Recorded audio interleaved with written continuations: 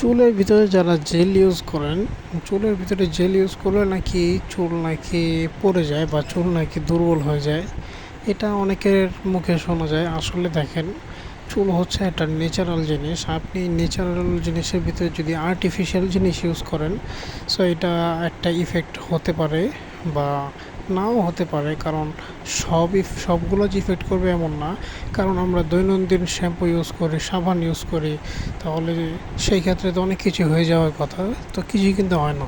So সব artificial জিনিস চুলের জন্য খারাপ না, সেটা আপনাকে মনে রাখতে হবে। জেল যদি ইউজ করতে হয়, আপনি ভালো মানের জেল, কোনো একটা ব্র্যান্ডের জেল ইউজ করবেন।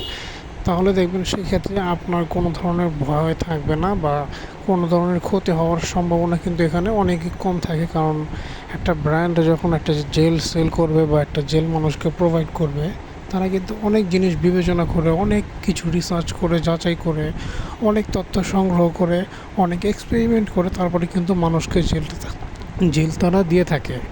সো জেল চুলের জন্য খারাপ, এটা কিন্তু একদমই ট্রু না।